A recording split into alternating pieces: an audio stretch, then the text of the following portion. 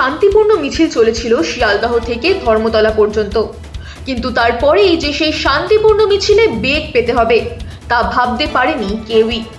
ধর্মতলায় মিছিল থামার কিছুক্ষণের মধ্যে হঠাৎ করে দেখা যায় সাংবাদিকদের উপর আক্রমণ চালায় প্রতিবাদীদের মধ্যে এক দল।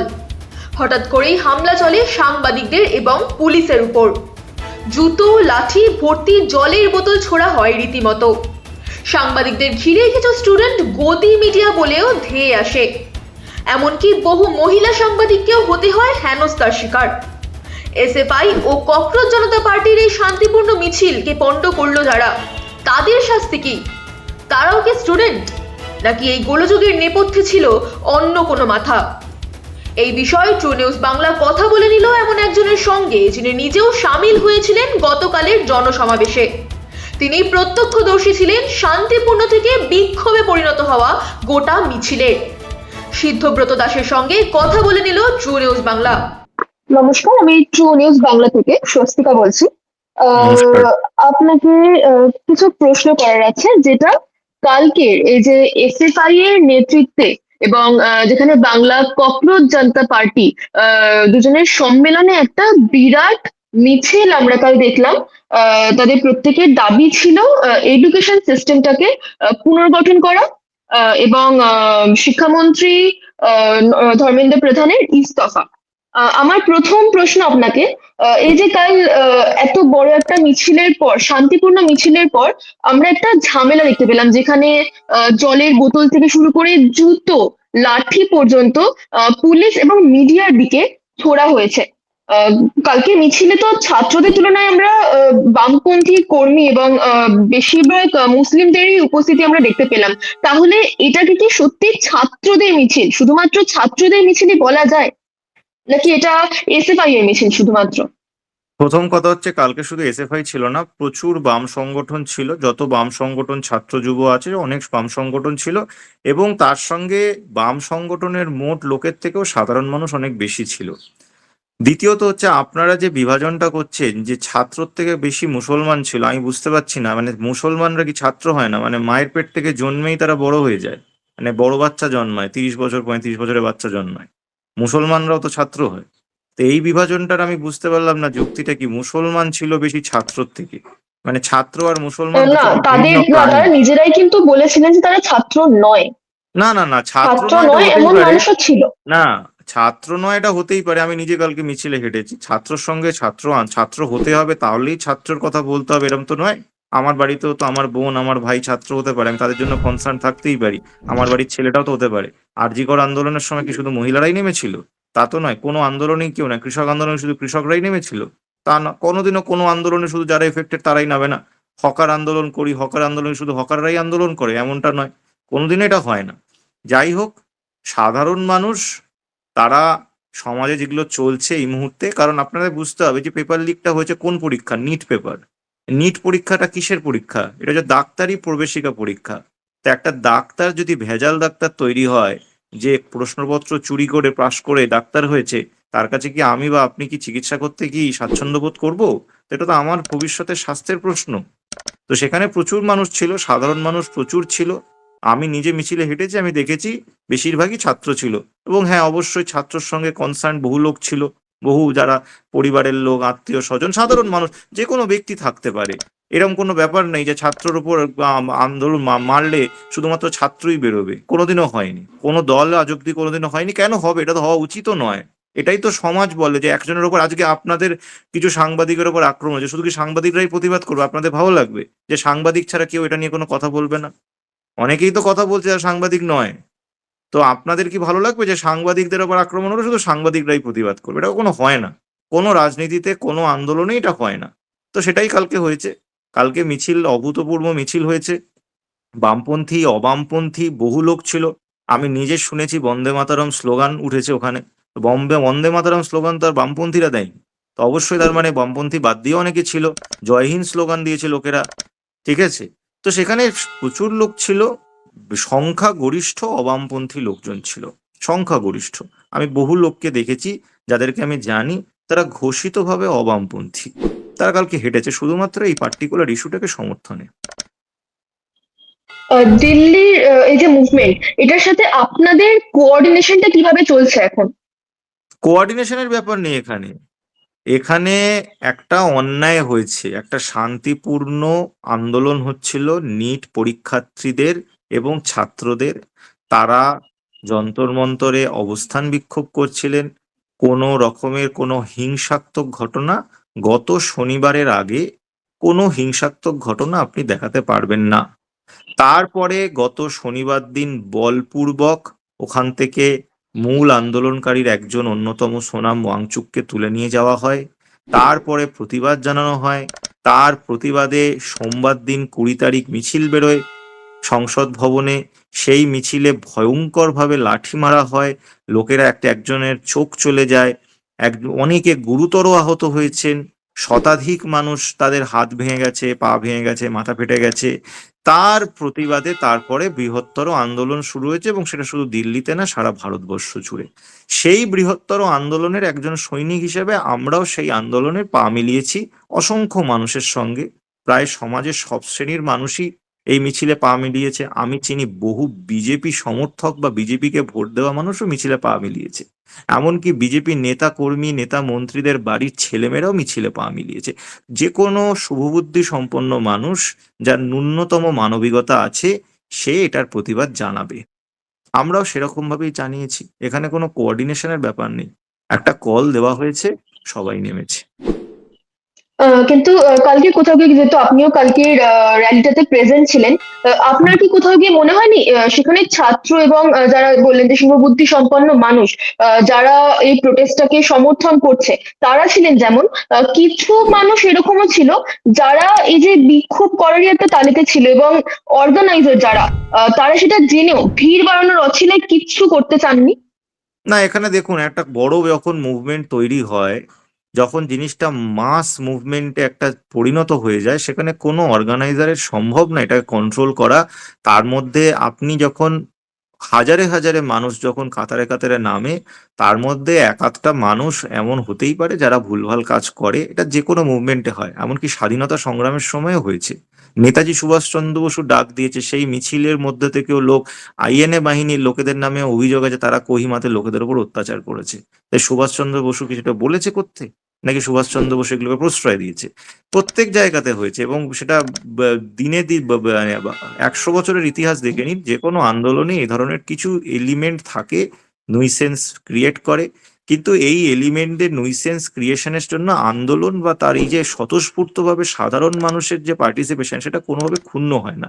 এটা যে কোনো মুভমেন্টে হয়। আমরা সব মুভমেন্টেই দেখি এরকম থাকে। আপনি কখনো এটা আটকাতে পারবেন, এটা আটকানো সম্ভব না। কোনো সংগঠন, কোনো নেতার দ্বারা এটা আটকানো কোনোভাবে সম্ভবই না।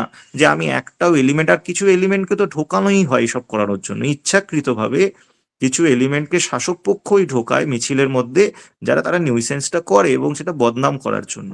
তো সেগুলো তো হবে, এগুলো হয়, কিন্তু এগুলোর দ্বারা এটা কোনোভাবে হয় না যে আন্দোলনটা খাটো হয় না। আজকে যে এতগুলো মানুষ, আমি বাচ্চাদের দেখেছি বেরোতে, আমি সাধারণ গৃহিণীদের দেখেছি বেরোতে, সাধারণ বৃদ্ধকে দেখে। আমার পাশে যিনি হাঁটছিলেন, তিনি প্রায় 75 বছরের একটা লোক হাঁটছিল। তার বাড়ির লোক, তার বাচ্চা, বাড়ির নাতি, সে নিট পরীক্ষা দিয়েছে এবং পাশ করেনি, সেখানে সে তাই জন্য হাঁটছিল। একজন হাঁটছিল, তার 2 কন্যা নিট পরীক্ষা দিয়েছে, তার একটা পিতা হাঁটছিল। তো এই সাধারণ মানুষদের আবেগ, তাদের মধ্যে যে যে যে কনসার্ন, তাদের মধ্যে যে ক্ষোভ, এটা কোনোভাবে অস্বীকার করা যায় না। কিছু এলিমেন্ট, আজকে আপনার 1 লাখ লোকের মধ্যে যদি 5টা নটোরিয়াস এলিমেন্ট বা 5টা খারাপ এলিমেন্ট ঢুকে যায়, তো কারো করা সম্ভব না, কোনোদিনও সম্ভব না। সব জায়গাতে, আপনাদের সাংবাদিকতার মধ্যেও কি কিছু খারাপ এলিমেন্ট নেই? আছে, সব জায়গায় থাকে। তার মানে এটা নয় যে সব সাংবাদিক খারাপ বা সবাই খারাপ। সেখানে গিয়ে কিন্তু দেখা গেছে যে গদি মিডিয়া বলে কিন্তু বহু সংবাদ মাধ্যমের কর্মীদেরকে হেনস্থা করা হয়েছে, এমনকি তাদেরকে শারীরিকভাবেও হেনস্থা করা হয়েছে, হ্যাঁ, রীতিমতো ক্ষোভ প্রকাশ করা হয়েছে সাংবাদিকদের ওপরে। এরকম ভাবে যদি সাংবাদিকদেরকে হেনস্থা করা হয়, তাহলে কি সংবাদ মাধ্যমগুলোর যে সংবাদ পরিবেশনের ধরন, সেটা কি বদলাবে না, নাকি এতে দেখুন তারা আমি আরো বেশি শাসক দেখুন গোষ্ঠীর আমি ছায়ায় চলে যাবে বলে মনে দেখুন করছেন? আমি আমি আহ, আমি বেরিয়ে যাওয়ার পর আমি পরে খবরে দেখলাম ঘটনাটা ঘটেছে, কারণ যে সময় ঘটনাটা ঘটেছে সেই সময় আমি ছিলাম না। আমি তার 15-20 মিনিট আগে ওখান থেকে বেরিয়ে গেছি। আমি বাড়িতে এসে পরে দেখলাম ঘটেছে। দেখুন, যখন একটা মানে দিনের পর দিন ধরে বিক্রি হয়ে যাওয়া সাংবাদিকতা দেখে দেখে দেখে দেখে মানুষের মধ্যে একটা বিতৃষ্ণা চলে এসছে, যেখানে আমরা দেখতে পাচ্ছি যে সংবাদ মাধ্যম এবং সাংবাদিকরা কার্যত পার্টি ক্যাডারে পরিণত হয়েছে, যেখানে প্রপাগান্ডা কিন্তু সেটা তো মেশিনারিতে পরিণত কিছু হয়েছে। সংবাদ মাধ্যম, সেই অবশ্যই জায়গায় গিয়ে অবশ্যই যদি অবশ্যই আমি অন্যান্য জানি। সংবাদ যারা মাধ্যমকে যারা কালকে হেনস্থা করা আক্রান্ত হয়। হয়েছে, যারা কালকে আক্রান্ত হয়েছে, তাদের মধ্যে বেশ কিছু জন আছে, তারা ব্যক্তিগতভাবে আমার বন্ধু স্থানীয়, তাদের সঙ্গে আমি বহুদিন ধরে কাজ করেছি। আমি জানি তারা কোনোভাবেই বিক্রি হয়ে যাওয়া সাংবাদিক নয়। তারা বহুদিন আমাদের হকার আন্দোলন তারা বহু ইয়ে করেছে, তারা প্রচার করেছে। ওরা ওরা পাশে না থাকলে আমরাই করতে পারতাম না কাজ। তাদের জন্য আমি ব্যথিত।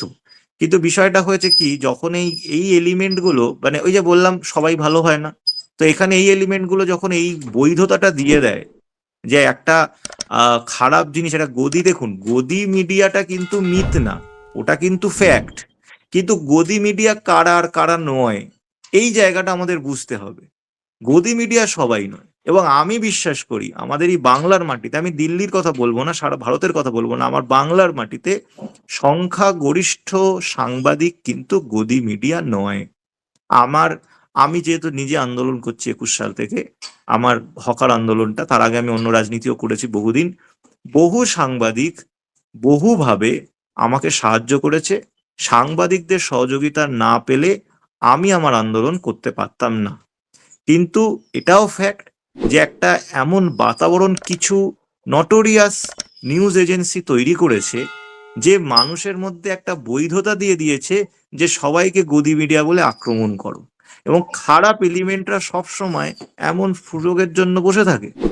আমি জানি একটা জিনিস, কালকের 99.9% যারা মিছিলে হেঁটেছে, তারা সাংবাদিকদের ওপর আক্রমণকে সমর্থন তো করেই না, উল্টে তারা হয়তো হলে আটকাবে।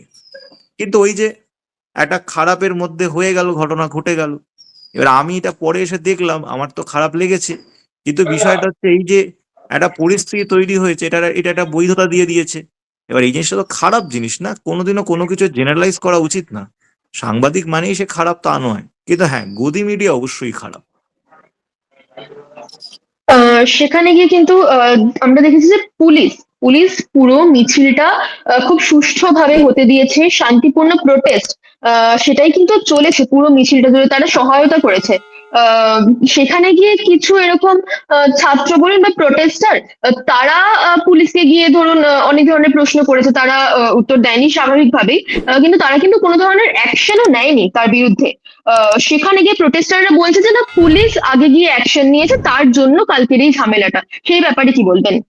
দেখুন, এই কে আগে করেছে এই বিষয়টা আমি বলতে পারবো না। তার কারণ হলো, আমি সেই সময়টাতে, আমি ওই যেখানটায় ঘটনাটা ঘটেছে মারামারি, সেখানে আমি ছিলাম, কিন্তু ঘটনাটা ঘটার আধ ঘন্টা আগে ছিলাম। আমি যখন এই ঘটনাটা ঘটেছে, যেহেতু আমি পুরো আপনাদের মতোই আমিও দেখেছি এই ভিডিও, সোশ্যাল মিডিয়া ভিডিও এবং টিভি ফুটেজে দেখেছি, আমিও ওইটুকুই জানি যতটুকু আপনারা জানেন। কারণ ওই যে ঘটনাটা যেই সময় ঘটেছে, সেই সময় আমি ওই স্পটে ছিলাম না। কে আগে পুলিশ করেছে না আগে লোকগুলো করেছে, আমি হ্যাঁ এইটুকু আমি অস্বীকার করব না যে শিয়ালদা থেকে ধর্মতলা পুরো রাস্তাটাই আমি হেঁটেছি। আমি পুলিশের তরফ থেকে কোনো রকমের অসহযোগিতা দেখিনি। পুলিশ যথেষ্ট সহযোগিতা ছিল পুলিশের, এবং পুলিশ মিছিলটাতে কোনো রকমের কোনো সমস্যা তৈরি করেনি। ধর্মতলায় এসে, তারপর ধর্মতলায় এসে যাবার পরেও, মানে ঝামেলাটা যতদূর আমি জানি 5:30টার পর হয়েছে। তো 5:30টা অবধি কিন্তু কোনো ঝামেলার খবর আমি দেখিনি। যা হয়েছে 5:30টার পরে হয়েছে, 5:30 থেকে 6টা, এই সময়টা মোস্ট প্রবাবলি হয়েছে। তো সেই সময়টাতে আমি ছিলাম না, সেই সময়টা যে আমি জানি না। কিন্তু আমি বলবো না যে পুলিশ অসহযোগিতা করেছে, পুলিশ যথেষ্ট কোঅপারেট করেছে, এবং মিছিলটা মূলত শান্তিপূর্ণ হয়েছে। 99.9% মানুষ কনসার্ন সিটিজেন ছিল।